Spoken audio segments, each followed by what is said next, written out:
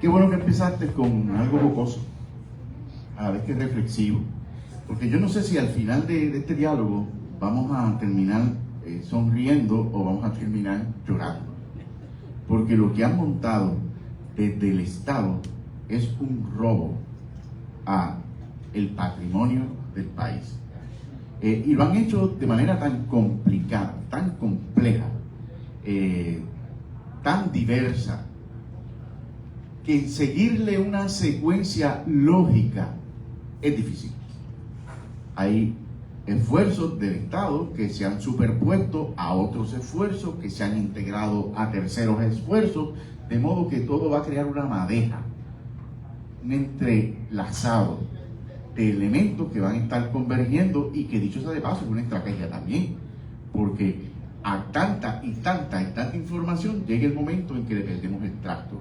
Así que vamos a tratar, en la medida en que sea posible, y sobre todo conociendo a ustedes que no necesariamente estoy tan disciplinado con las lecturas, de mantener algún tipo de coherencia, de manera que por definición sea entendible de la manera más sencilla posible lo que realmente es una serie de eventos que están intersecando unos con otros y que realmente son complejos.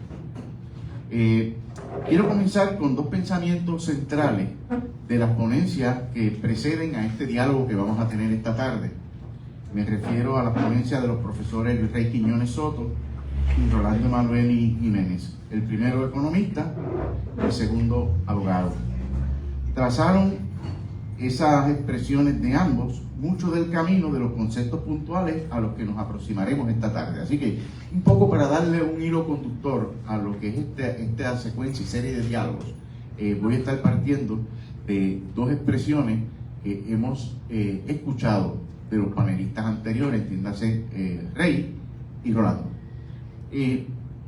Decía Rey Quiñones que el neoliberalismo discurre por todo el mundo y que en el contexto puertorriqueño está enmarcado en un, y cito, estercolero colonial capitalista. Me encantó esa frase, Rey. Y plantea que Jesús, como todo artista, parte de la concepción aristotélica de descubrir el porqué y la causa de las cosas, en un claro acercamiento, voy a usar la expresión que viene desde Aristóteles, teleológico, que cobra forma en el arte de la caricatura y por extensión de la poesía. Vamos, lo que en aquel momento Rey nos planteaba es que el artista, con esa visión tan particular, no solamente recrea un objeto físico que nosotros disfrutamos desde un particular criterio estético, sino que en ese proceso creativo el artista va a descubrir el porqué y las causas de eso que está recreando, o que subyace detrás de lo que está recreando, como un discurso, ¿verdad?, que esté un poquito escondido, pero que sigue estando dentro de la manifestación artística. Esta me parece que es sumamente interesante porque nos plantea que el artista de este formidable libro, La Mamoña, Jesús, está muy claro en términos conceptuales de qué se trata su ejercicio estético, su ejercicio artístico. Así que eso en primera instancia. Ahora, quería decir que ese estercolero que advierte Rey y que representa la colonia, estercolero de estiércol, ¿verdad? Jesús lo caricaturiza para desvelar el porqué y la causa de un Puerto Rico que se nos cae encima. Y este conjunto de décimas y de caricaturas realmente es una radiografía de un país descompuesto. Por eso es un estercolero, como muy bien lo ha metaforizado Rey Quiñones. Me llamó también poderosamente una expresión de Rolando el pasado jueves, en donde, partiendo de que en esta etapa de la relación colonial, el capital y su aparato político, ahora, y cito lo que dijo Emanueli, ahora ese capital y su aparato político vienen por las cosas. Yo le estoy poniendo el artículo, él dijo, vienen por cosas, por elementos materiales. Me parece que es evidente que transformado el escenario geopolítico actual, la capital de la metrópolis y los mediadores coloniales aquí en Puerto Rico ya no vienen por el azúcar ni por exenciones corporativas al estilo 936. Ahora vienen y han empezado a desarticular el mercado inmobiliario, a acaparar comunidades enteras, a adquirir tierra bendita e incluso a segregar espacios exclusivos, como hemos visto en diferentes escenarios marítimo terrestres, y más aún, y dolorosamente, en establecimientos comerciales, particularmente en esa área oeste, en donde en varias ocasiones se ha documentado que no se le permite entrar a puertorriqueños. Sí, Rolando tiene razón. Vienen por las cosas. Y en esa etapa estamos. Y para eso es que están montando todo un aparato y legitimar lo que no es legítimo.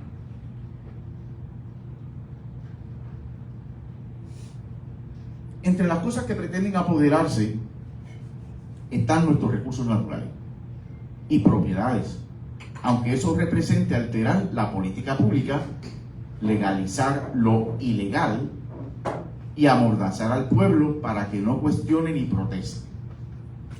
En ese afán han contado con la colaboración, la sumisión y el canibalismo contra su propia gente de los mediadores del enclave colonial, por aquello de retomar el enfoque de Rey Quiñones en su formidable libro Fiesta en la Colonia.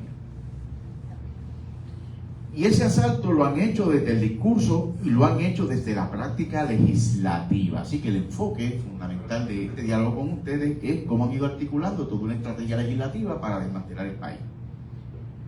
¿Qué han estado construyendo los mediadores del capital de este estercolero colonial? Pues veamos. Por ahí hay una reforma de planificación y permiso, que realmente hay que llamarle no reforma, sino deforma, ¿verdad? Esta deforma integra conceptos que han venido compartiendo las dos cámaras legislativas y la fortaleza. Para eso sí se ponen de acuerdo.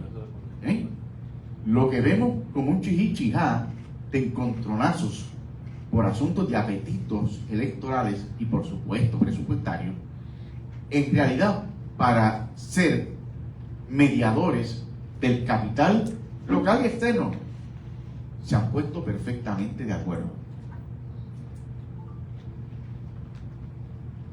Han armonizado el proyecto de la Cámara 1079 que enmienda la ley 292 y es un proyecto, ¿verdad?, que es o más bien la ley para la protección de la conservación de la fisionomía de la zona cárcica de Puerto Rico. Pues miren, han enmendado esa ley. Así que la zona cárcica ya de entrada está vulnerada porque la ley que la protegida está en proceso de enmienda, y han dado un zarpazo. Yo quiero hacer aquí un paréntesis fuera del texto, y es que en Puerto Rico hay varias zonas cálcicas. Está la del norte, pero está la del sur. La del sur empieza en esa área de Juanadía, y es más, yo le extendería hasta casi el barrio Peñuelas de Santa Isabel, pero no quería tanto.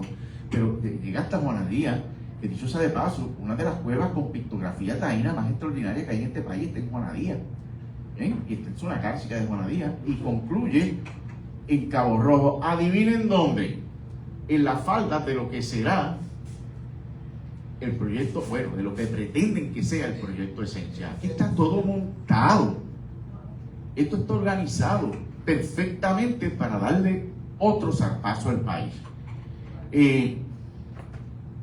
También esa ley, ese intento de legitimar a través de una ley esa reforma de planificación y permiso, integra otro proyecto de la Cámara, que es el 310 presentado por Jorge Navarro y José Ángel Jiménez, convertido en la ley 82 que firmó la gobernadora hace unas semanas atrás. Que dicho sea de paso, también la gobernadora tenía su particular propuesta para una nueva ley de permisos. ¿Qué es lo que estamos viendo? Que sobre una ley ya está montado un concepto de otra ley o de otro proyecto y todos están dialogando. Por eso es que les decía que voy a tratar de ser lo más disciplinado posible con la lectura para darle una secuencia coherente, porque es que todo está intersecando unos puntos con otros y nos van a crear una madeja terrible, como lo están intentando hacer.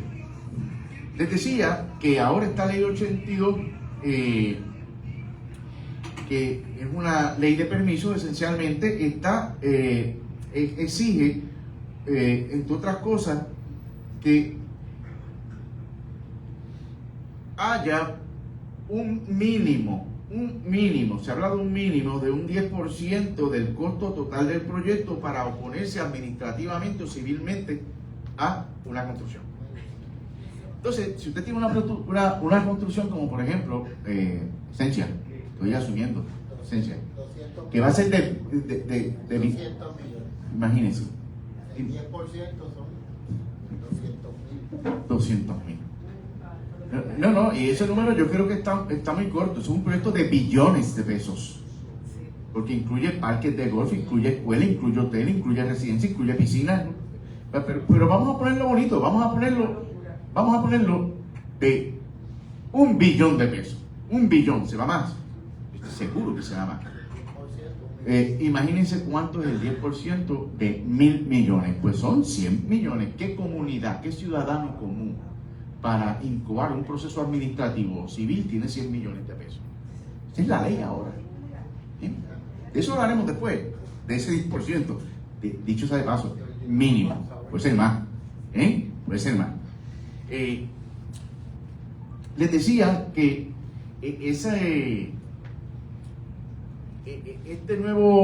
esta reforma de permisos integra ese proyecto que presentó Georgie Navarro en el 310 con José Ángel Jiménez, que eventualmente se convierte en la ley 82 con la firma de la gobernadora, ¿verdad?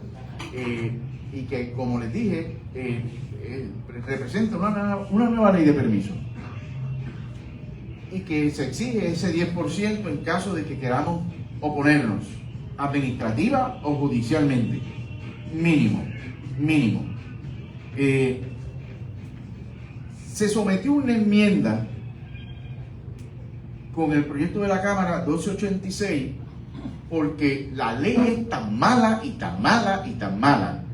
que el pueblo empezó a reclamar y no le costó otra cosa que al proponente inicial, Georgie Navarro, presentar una enmienda que está en proceso para ese 10%, entre otras cosas, porque también ahí tienen que ver los municipios, etcétera. Vamos a ver cómo finalmente termina eso. Pero lo cierto es que la ley ya está. Eso lo dejo, ¿verdad?, sobre la mesa, ese proceso de espera de qué va a pasar con esa enmienda, porque el pueblo le cayó encima a Jorge Navarro y al partido de gobierno. Por lo tanto, esto cuesta votos. Por eso es que presento el proyecto de enmienda una semana después de aprobarse la ley. Imagínense si es malo que una semana después presento un proyecto de enmienda. Resalta que originalmente el proyecto, ahora ley, enmienda la ley 161 para la reforma de procesos de permiso y el Código Municipal. Y esto, de alguna manera, plantea el asunto de la legitimación activa. Si no me afecta, no puedo reclamar. O sea, que si usted ve que hay una mala construcción en Moca, pero como es de Ponce y no tiene un daño inminente, pues usted no puede denunciar esa, o sea, no tiene legitimación activa. Pero aún si la tuviera, recuerden el 10%. Recuerden el 10%. Mínimo. También esta ley prioriza proyectos estratégicos. Esta definición de proyectos estratégicos, si ustedes la buscan, lo que quiere decir es cualquier cosa. A mí, es lo que el Estado decida que es una prioridad en ese momento. Es un proyecto estratégico. Parque acuático, lo que sea, literalmente lo que sea. Estos proyectos estratégicos están priorizados, aunque afecten, y ahora voy a denominar un concepto un poco técnico que es lo que se conoce como suelos rústicos especialmente protegidos. Los suelos rústicos especialmente protegidos pueden tener valor arqueológico, valor agrícola, valor arquitectónico, histórico. Hay una variedad, pero están protegidos. Bueno, en teoría, debieran estar protegidos.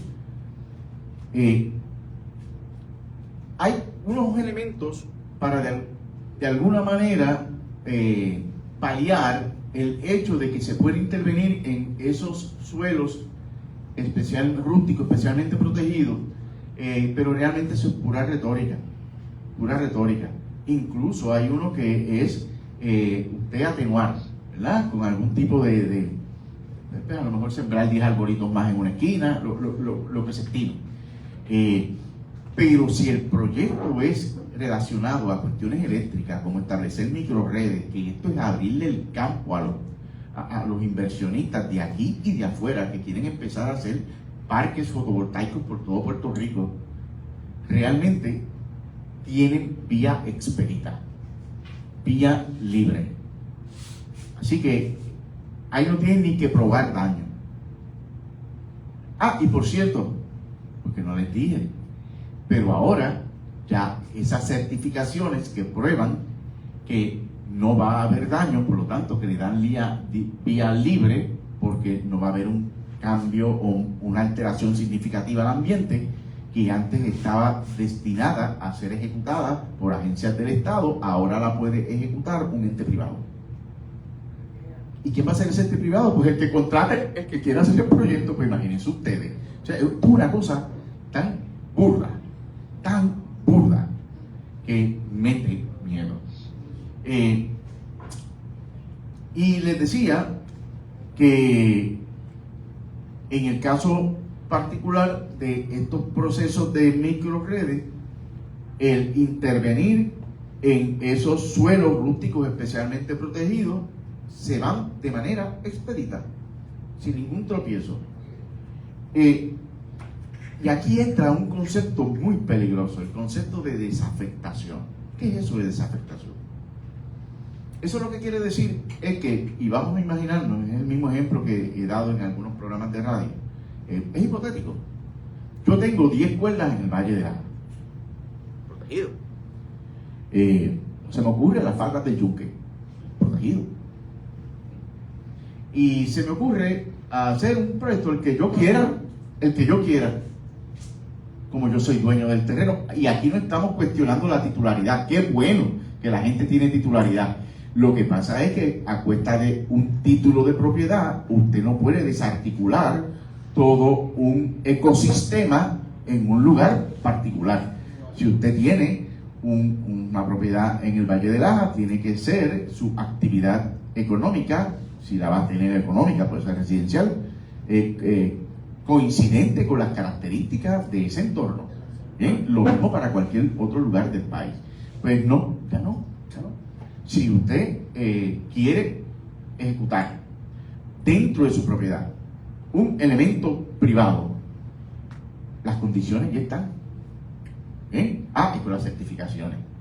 ¿Qué quiere decir eso? Esa desafectación, que no es otra cosa que dentro de esa área protegida, crear ese bolsillo de una inversión particular que aún rompa con el entorno, ya va a ser legítimo. Y eso es sumamente peligroso. Entonces fíjense cómo van conectando unas cosas con otras, porque yo les aseguro a usted que muchos de los que eventualmente van a sacar esos permisos, porque mira, yo quiero montar unas microredes en mis 10 cuerdas o en parte de mis 10 cuerdas en tal sitio protegido. Pues mira, precisamente las microredes, eso se ve expedito, vamos a montarlas. Pues mira, voy a montar las redes, pero no, lo que voy es a venderlo. Y ya ustedes saben quiénes están tratando de acaparar las tierras en Puerto Rico, los grandes inversionistas de la Ley 22. Que todo esto está montado,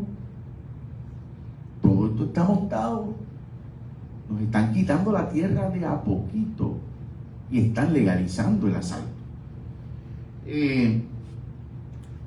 Mientras eso se da, en el Senado Rivera Chatz presentó el PS 1173 para reformar y simplificar el sistema de permisos. Simultáneamente la gobernadora presentó un proyecto que es todavía más abarcador.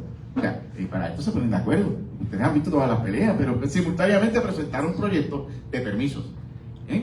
Eventualmente, lo que pasó eventualmente es que muchos de los elementos de Rivera Chat se integraron al proyecto de la gobernadora, y ese es todo el marco que tenemos en estos momentos. Les decía que ambos han sido evaluados conjuntamente. El de Rivera Chat trae una nueva píldora venenosa para el pueblo, redefine que es un colindante. Ahora, si un vecino suyo quiere hacer lo que quiera hacer, porque es su propiedad, a 10 pies de la verja de su casa, qué sé yo, poner una antena, montar un edificio de 10 pisos, casi verja con verja, lo que quiera, lo que quiera, lo que quiera. Ese es un proyecto estratégico más, pero no vamos a entrar en eso, ya eso sería echarle más leña al fuego, pero lo que sea. Pues ya, si no tienen un acceso común, estoy pensando en áreas de fincas, si no tienen un acceso común, no es colindante. No es colindante. Por lo tanto, si no es colindante, usted no puede reclamar daño. No es colindante. Aunque lo tenga verja con verja. Y por si acaso, si va a reclamar, recuerde el 10%. Siempre le voy a estar recordando el 10%, ¿saben? Si va a reclamar, el 10%. O sea, fíjense cómo está montada toda esta maquinaria.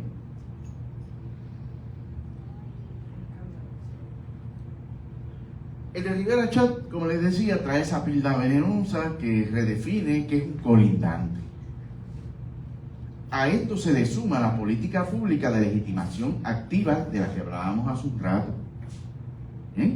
Así que posiblemente usted tiene a alguien verja con verja, pero no tiene legitimación activa. Y si la tuviera, porque tiene un acceso común, recuerde el 10%.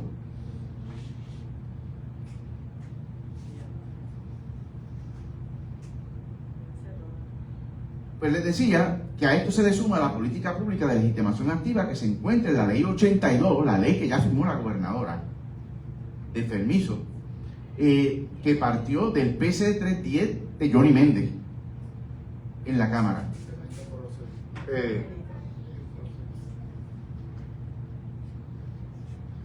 También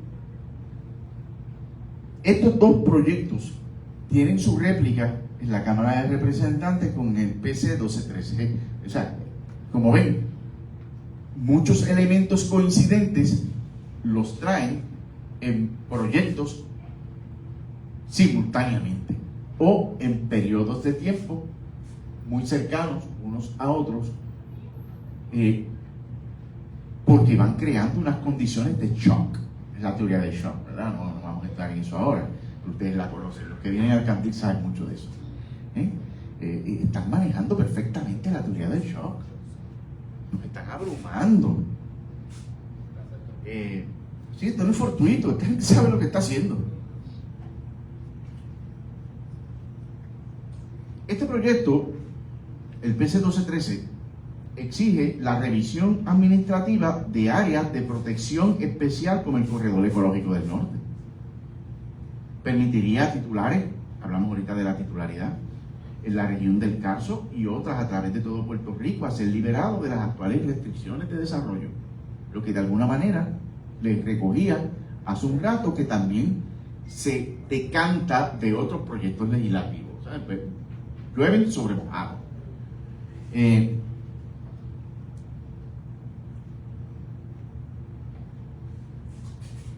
Entonces, si ustedes me lo permiten, yo quisiera ir a lo que está ahora en el tapete público. Esa llamada reforma de planificación y permisos pone en peligro muchas cosas en Puerto Rico. Por ejemplo, enmienda la ley 11 de 1985, que es la ley para la protección y conservación de cuevas, cavernas y sumideros de Puerto Rico, para eliminar la prohibición de desarrollo sobre cuevas, imagínense ustedes, cavernas o sumideros y ríos subterráneos, sin el endoso del Departamento de Recursos Naturales. Que yo no sé si en estos momentos hace mucha diferencia, porque sabemos quién dirige Recursos Naturales, pero vamos, por lo menos había unas providencias, ¿verdad? Si se quiere, administrativas, jurídicas, legales, legislativas, para tener un filtro. Olvídense de eso. Eliminar el requisito de consentimiento escrito del Departamento de Recursos Naturales para realizar ciertas actividades en las cuevas, cavernas o sumideros. Mira, pues voy a hacer un cumpleaños en tal cueva, pues voy a meter ahí esto, voy a meter lo otro. Recursos Naturales, necesito que me... No tienes que pedir autorización, olvídese, eche para adelante. Bien. Quitarle al Departamento de Recursos Naturales fondos provenientes de multas que hoy se utilizan para fiscalizar y proteger estos ecosistemas, por ejemplo.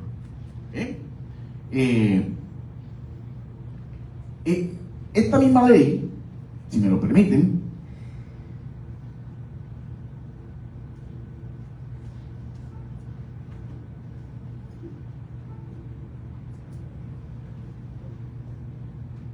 tendría unas implicaciones directas sobre el caso.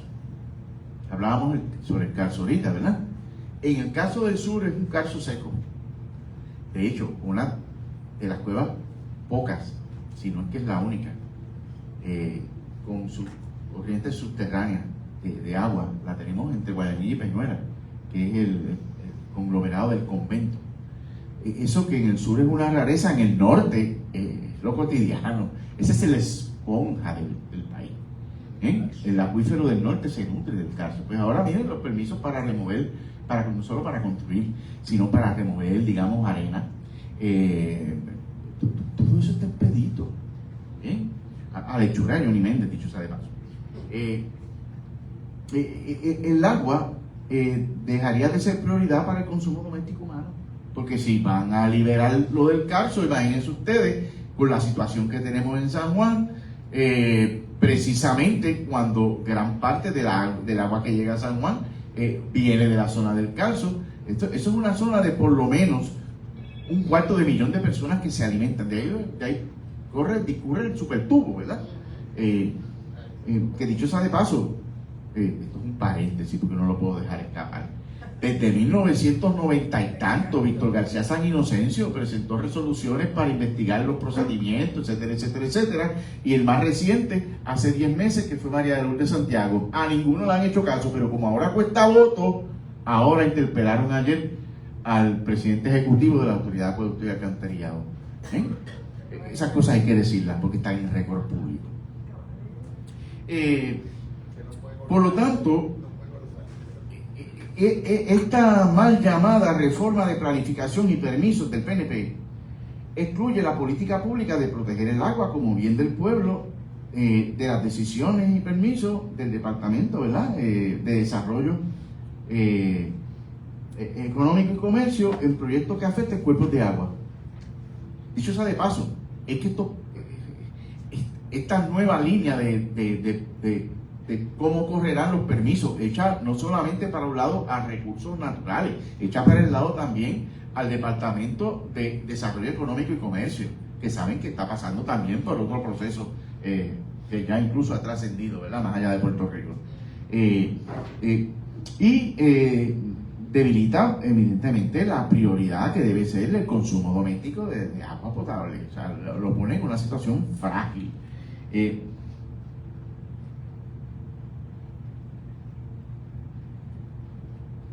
Permiten,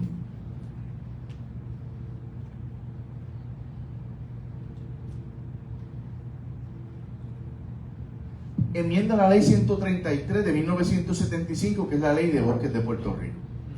Miren, van por todo, van por las cosas, como dijo Rolando, y las cosas son nuestra tierra, nuestros bosques, nuestros valles, nuestros ríos, nuestros mares, nuestra zona marítima terrestre,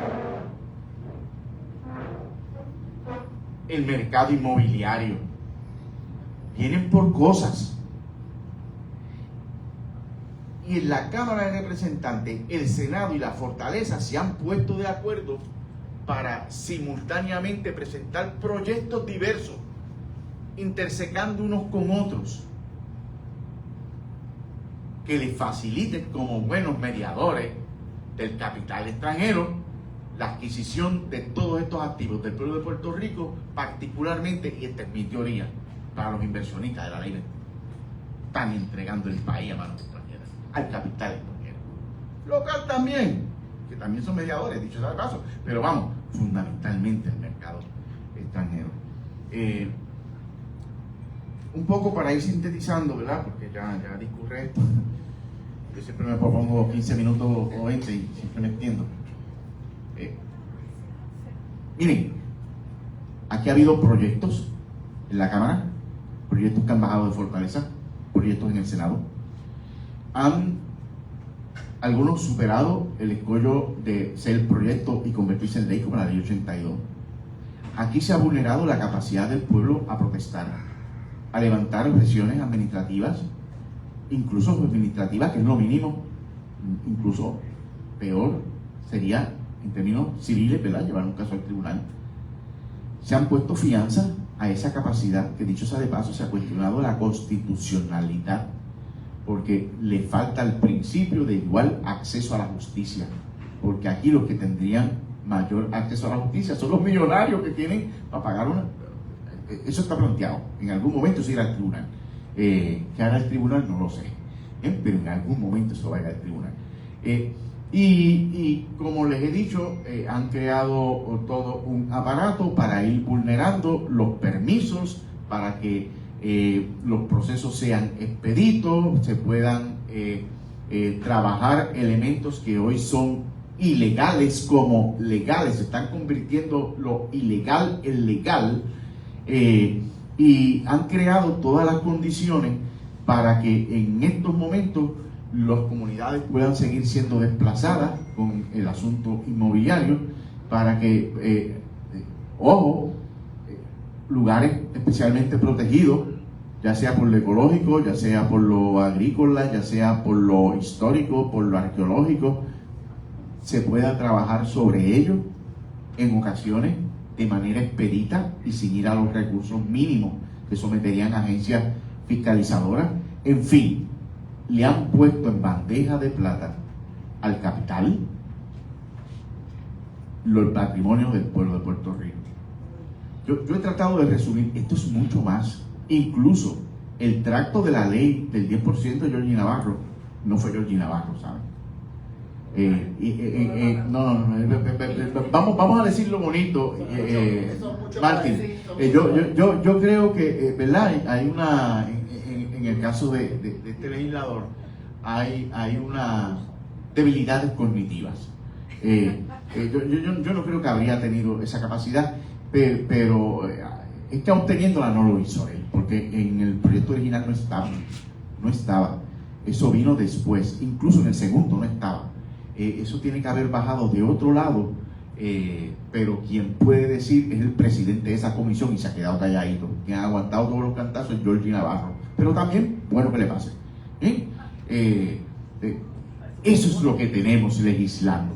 Se está legislando para entregar el país, se está legislando para liberar los permisos, se está liberando para inhibir nuestra capacidad de protestar y de exigir. Y a fin de cuentas, si lo vamos a hacer, tenemos que buscar chavos. Y eso no es democracia. Estamos en una plena dictadura que ha empezado ya a socavar los cimientos míos del patrimonio del suelo puertorriqueño. Ese es un resumen, es lo más que puedo hacer en estos momentos, porque la verdad es que esto es mucho más, y yo creo que lo importante es abrir un diálogo.